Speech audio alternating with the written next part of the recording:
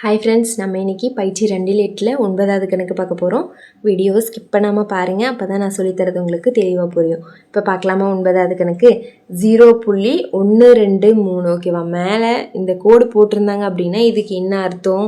அதாவது இந்த 1 2 3ங்கிறது இதே மாதிரி கண்டினியூவாக, அதாவது 1 2 3னா மறுபடியும் 1 2 3, அதுக்கப்புறம் மறுபடியும் 1 2 3, இந்த மாதிரி கண்டினியூவாக போய்கிட்டே இருக்குது அப்படின்னு அர்த்தம். என்று எண்ணின் விகிதமுறு வடிவம் காண்க அப்படின்னு கேட்டிருக்காங்க. விகிதமுறு வடிவம்னா P/Q டைப். ஓகேவா? இந்த மாதிரி பை போட்டு நம்ம ஆன்சர் கொண்டு வரணும். ஓகேவா?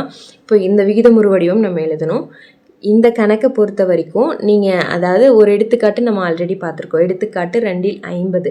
அந்த கணக்கை நீங்கள் இன்னும் பார்க்கல அப்படின்னா இப்போவே போய் நம்மளோட இந்த செகண்ட் சாப்டரோட பிளேலிஸ்ட்டில் இருக்குது. ஓகேவா? எடுத்துக்காட்டு 2/50 அந்த கணக்கை பார்த்துட்டு வாங்க. அதை பார்த்தீங்க அப்படின்னா இந்த கணக்கு உங்களுக்கு ரொம்ப ரொம்ப ஈஸியாக இருக்கும். அதே டைப் தான். ஓகேவா? இப்போ பார்க்கலாமா தீர்வு? இப்போ அவங்க கொடுத்துருக்கிற நம்பர் என்ன, அதை நம்ம எழுதிக்கலாமா? அதாவது 0.123 பார் இந்த மாதிரி கொடுத்துருக்காங்களா? இப்போ இதுக்கு என்ன அர்த்தம்னு நான் சொன்னேன். இந்த 1 2 3ங்கிறது மறுபடியும் கண்டினியூவாக வந்துகிட்டே இருக்கும். அதாவது 0.123, அதுக்கப்புறம் மறுபடியும் 1 2 3, அதுக்கப்புறம் 1 2 3, இதே மாதிரி திரும்ப வந்துக்கிட்டே இருக்கும். ஓகேவா? இப்போ இது வந்து கண்டினியூவாக இந்த மாதிரி முடிவே இல்லாமல் வந்துக்கிட்டு இருக்கும். இப்போ இதை நம்ம எப்படி எழுதலாம்? நம்ம ஆல்ரெடி அந்த கணக்கில் நான் சொல்லியிருப்பேன் 0.666 இந்த மாதிரி போய்கிட்டே இருக்கும். அதை வந்து நம்ம இந்த பெருக்குத்தொடர் வரிசை எழுதுகிற மாதிரி எழுதுவோம். எப்படி? இப்போ இங்கே பாருங்கள் 0.123 1 2 3, இப்போ இது அப் டு இந்த மாதிரி இருக்கா? இப்போ இதை எப்படி எழுதலாம் அப்படின்னா 0.123 ப்ளஸ் 0.000 அதாவது இப்போ இங்கே 0.123 அப்படின்னா இப்போ இது வர்ற இடத்துலலாம் 0 போட்டுட்டு அதுக்கப்புறம் 1 2 3, அதுக்கப்புறம் ப்ளஸ் 0. இங்கே அப்போ 6 டிஜிட்டுக்கு இருக்குது. அப்போ 0 0 0 0 0 0 6 0 போட்டு மறுபடியும் 1 2 3. ஓகேவா? இப்போ இதே மாதிரி போய்கிட்டே இருக்குது. ஏன்னா இது வந்து ஒரு பெருக்குத்தொடர் வரிசையில் வரும். நம்ம இதை இப்படி எழுதலாம். இப்படி எழுதணும் அப்படின்னா இது வந்து பெருக்குத்தொடர் வரிசை அப்படின்னு சொல்லிட்டு இதுக்கு ஃபார்முலா யூஸ் பண்ணலாம். என்ன ஃபார்முலா தெரியுமா? இப்போ இது பாருங்கள், முடிவே இல்லாமல் போய்கிட்டே இருக்கு இல்லையா? அப்போ முடிவே இல்லாமல், அதாவது இத்தனை உறுப்புகளோட கூடுதல், n உறுப்புகளோட கூடுதல் அப்படின்னா SN ஃபார்முலா யூஸ் பண்ணுவோம். இங்கே வந்து முடிவே இல்லாமல் போய்கிட்டு இருக்கு. அப்போ SN கிடையாது, S∞. ஓகேவா? S∞ ஃபார்முலா நம்மளுக்கு தெரியும் இல்லையா? அதாவது ஒரு பெருக்குத்தொடர் வரிசையோட முடிவுறா உறுப்புகளின் கூடுதல், அந்த ஃபார்முலாவை தான் நம்ம இங்கே யூஸ் பண்ண போகிறோம். ஓகேவா? இப்போ இதை பார்த்த உடனே இது வந்து பெருக்குத்தொடர் வரிசை தான், இதோட முடிவுற உறுப்புகள் அந்த ஃபார்முலா, அது வரைக்கும் இருக்கிற அந்த கூடுதல் ஃபார்முலா யூஸ் பண்ணணும் அப்படின்னு நம்மளுக்கு தெரிஞ்சிச்சா? அப்போ அந்த ஃபார்முலா யூஸ் பண்ணணும் அப்படின்னா நம்மளுக்கு ARலாம் வேணும் இல்லையா? அப்போ எடுத்து எழுதிடலாமா? இப்போ இது வேணும்னாலும் நீங்கள் கூட்டி பார்த்துக்கோங்க. ஓகேவா? கூட்டினீங்க அப்படின்னா நான் அந்த கணக்குலேயே சொல்லியிருப்பேன். ஸோ அதனால தான் அந்த கணக்கு பாருங்கள் அப்படின்னு சொன்னேன். இப்போ இதில் கூட்டினீங்க அப்படின்னா இப்போ இங்கே 0 போட்டிருக்கனால இப்போ இங்கே 1 2 3ன்னு வரும். அப்போ இதை கூட்டும்போது இதை அப்படியே வச்சு இப்போ 0.123, இப்போ 0.000 போடும்போது இப்போ இந்த ரெண்டையும் கூட்டி பாருங்கள். இங்கேயும் 1 2 3 0.123 இந்த மாதிரி. அப்போ இதையும் கூட்டும்போது இதே மாதிரி தானே போய்கிட்டே இருக்கும். ஓகேவா? இப்போ இதைத்தான் இப்படி நம்ம பிரிச்சு எழுதியிருக்கோம். ஓகேவா? இப்போ இதிலிருந்து AR எடுத்து எழுதிடலாமா? அப்போ A = முதல் உறுப்பு தானே. முதல் உறுப்பு என்ன? 0.123.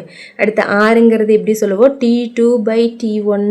T2னா ரெண்டாவது உறுப்பு. அப்போ 0.0000123 பை T1ங்கிறது 0.123. ஓகேவா? இப்போ இதை வந்து நம்ம கேன்சல் பண்ணால் தான் நம்மளுக்கு ஆன்சர் வரும். இப்போ கேன்சல் பண்ணலாம் அப்படின்னா இங்கே வந்து 6 டிஜிட் தள்ளி புள்ளி இருக்குது, இங்கே 3 டிஜிட் தள்ளி புள்ளி இருக்குது. அப்போ என்ன பண்ணலான்னா இந்த புள்ளி வெளியே எடுக்கணும் இல்லையா? இப்போ 6 டிஜிட் 6 0 இருக்கிற நம்பரால் பெருக்கலாம். ஓகேவா? 3 4 5 6. ஓகேவா? ஏன் அப்படின்னா அப்போ தான் இந்த புள்ளி வெளியே வரும், நம்மளுக்கு நம்பர் மட்டும் கிடைக்கும். அப்போது மதிப்பு மாறாமல் இருக்குது, இங்கேயும் பெருக்கணும் இல்லையா? அதே இதால் பெருக்கிறோம். ஓகே, பெருக்கினா இப்போ என்னென்ன ஆகும்னு பாருங்கள். இங்கே இது புள்ளி வெளியே வந்துருச்சுன்னா 123 ஆயிருமா? இங்கே புள்ளி 3 0க்கே புள்ளி வெளியே வந்துடும். அப்போ மறுபடியும் இருக்கிற 3 0 இது கூட ஆட் ஆயிருமா? அப்போ என்னென்ன ஆகும்? சரி, 1 2 3. ஓகே, மறுபடியும் 3 0 ஆட் ஆனா இப்போ இதை எப்படி கேன்சல் பண்ணலாம்? அதாவது ஒரு தடவை இதுக்கு 1000 தடவை வரும். ஓகேவா? அப்போ ஆன்சர் என்னென்னு வருது? R = 1/1000. ஓகேவா? இப்போ 1/1000 அப்படின்னா இது எப்படி சொல்லலாம்? 0.00 1 ஓகேவா. அதாவது இங்கே 3 0 இருக்குது, அப்போ 3 ஸ்தானம் தள்ளி புள்ளி வர மாதிரி இங்கே 1 இருக்கனால அப்போ 0.0001 அப்படின்னு வரும். இங்கே வந்து நம்ம இதை யூஸ் பண்ண மாட்டோம் ஓகேவா. இங்கே 1/1000 அப்படின்னு வச்சுக்கிட்டாலே நம்மளுக்கு ஃபார்முலாவில் போடும்போது ஈஸியாக கேன்சல் ஆயிரும். ஸோ ஆரோட வேல்யூ 1/1000னே வச்சுக்க போகிறோம் ஓகேவா. இப்போ ஃபார்முலா எழுதிடலாமா. ஃபார்முலா என்ன? பெருக்கு தொடர் வரிசையின் முடிவுறா உறுப்புகள் வரை கூடுதல். ஃபார்முலா என்ன? எஸ் இன்ஃபினிட்டியா. இப்போ எஸ் இன்ஃபினிட்டி ஈக்குவல் டு முடிவுறா உறுப்புகள், அதனால் S infinity equal to a/1 - r. இதுதான் ஃபார்முலா. இப்போ சப்ஸ்டியூட் பண்ணலாமா.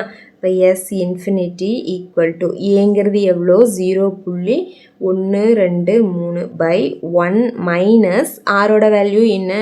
1/1000 ஓகேவா. அதாவது இங்கே வந்து நம்ம 1/1000னு வச்சுட்டாலே நம்மளுக்கு இங்கே கால்குலேஷன் போடும்போது ஈஸியாக இருக்கும். இப்படி வச்சிங்க அப்படின்னா கொஞ்சம் உங்களுக்கு டஃப்பாக இருக்கும். ஸோ அதனால் இப்படியே வச்சுக்கலாம். இப்போ பாருங்கள் 0.123. இப்போ இங்கே நான் வந்து 1000 பொதுவாக எடுக்கணும். இப்போ பொதுவாக எடுக்கணும்னா இங்கே இல்லை, அதனால் இங்கே எதுவும் இல்லைன்னா 1 இருக்கிறது அர்த்தமா. அப்போ 1000ஆல் நான் பெருக்கிறேன். ஏன்னா 1000 நான் பொதுவாக எடுக்கணும். அப்போ மதிப்பு மாறாமல் இருக்க மேலேயும் 1000ஆல் பெருக்குவோம். அப்போ இங்கே கீழே வந்து ரெண்டுத்துக்குமே 1000ங்கிறது நம்மளுக்கு பொதுவாக வந்துடும். மேலே இங்கே ஒரு தடவை 1000 பெருக்குனா 1000 வரும். -1ங்கிறது இருக்கா. இப்போ ஈக்குவல் டு 0.123 1000லேருந்து 1 போச்சு அப்படின்னா 999/1000 இப்படி வருதா. ஓகேவா. இப்போ இதை வந்து நம்ம எப்பவும் போடுவோம் இல்லையா. இதாவது இங்கே வகுத்தல் இருக்குது, அதை நம்ம பெருக்கலாம் மாற்றணும் ஓகேவா. பெருக்கலாம் மாற்றுறதுக்கு என்ன பண்ணுவோம்? ஃபஸ்ட்டில் இருக்கிறது இது தானே பை, அதாவது 0.123 வகுத்தல் 999/1000 வருமா. அப்போ இந்த வகுத்தலை பெருக்கலாம் மாற்றணும். இப்போ வகுத்தலை பெருக்கலாம் மாற்றணும் அப்படின்னா ஃபஸ்ட்டில் இருக்கிறத அப்படியே வச்சுட்டு இந்த வகுத்தலை பெருக்கல்னு போட்டுட்டு செகண்டில் இருக்கிறத தலைகீழியாக மாற்றணுமா. அப்போது பாருங்கள், ஃபஸ்ட்டில் இருக்கிறத அப்படியே வச்சுக்கலாம் 0.123 இந்த வகுத்தல், அப்போ அதை பெருக்கல்னு போட்டுக்கலாம். செகண்டில் இருக்கிறத தலைகீழியாக மாற்றுங்க. அப்போ 1000/999 வருமா. இப்போ பாருங்கள், இந்த 1000ஆல் இதை பெருக்கும்போது புள்ளி இங்கே 3 0 தான் இருக்குது. அப்போ புள்ளி 3 ஸ்தானம் தள்ளி வெளியே வந்துடும் இல்லையா. அப்போ இது வெறும் நம்பராக மாறிடுமா. இப்போ 123ன்னு மாறிடும். கீழே 999 அப்படின்னு இருக்குது. இப்போ இதை வந்து நம்ம கேன்சல் பண்ணலாம். எதில் அப்படின்னா 3ஆம் வாய்ப்பாட்டில் கேன்சல் ஆகும். ஸோ கேன்சல் பண்ணிடலாம். இப்போ 3ஆம் வாய்ப்பாட்டில் கேன்சல் பண்ணோம் அப்படின்னா 12ல் 3 12ன்னு வரும். இங்கே 3 3ன்னு வரும். அப்போ 41ன்னு வருதா.